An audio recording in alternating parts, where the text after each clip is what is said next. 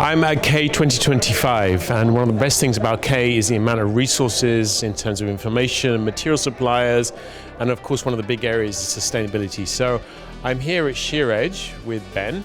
Yeah, we're really excited to be here and share with the world this awesome miracle fiber that we've found, which is wool, strong wool specifically.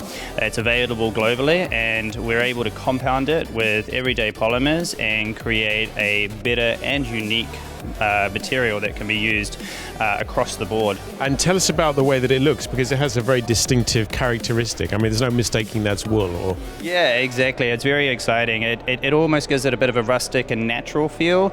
Sometimes polymers can be quite stark and whatnot, so that way we're really excited. It can still be colored, and you can still put your variations on it so that customers' products will still look the same, but at the same time it will still have a slight differentiation in terms of the small bits of material that are in it. And so therefore when customers are looking at it, they'll know that it's different, that it's unique, and that it's supportive of the environment.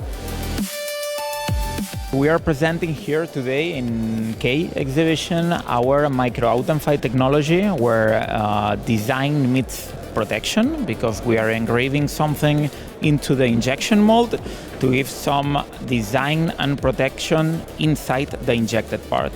so it's anti-counterfeiting, but it's very, very small. Can you give us an idea of how small the texture is that you're engraving? We are speaking about microns, so we are engraving thousands and thousands of microstructures into the mold in the micron range. It is enhancing design a lot, so we can have very nice effect, very differential effect in terms of design, not just anti-counterfeiting. We as Kurtz, we are expert for surface decoration. Normally decorated plastic parts. In this case, we also decided to do design innovation on natural-based composite material. We decided especially here to choose NFPP materials, which are normally on the backside of some parts. In structural elements, we put some aesthetics as well as durable options and effects on top of the surfaces, hopefully to enhance, I would like to say, durability, to fulfill the lightweight production, and to, you can see it here, for example, to give more highlights to these parts.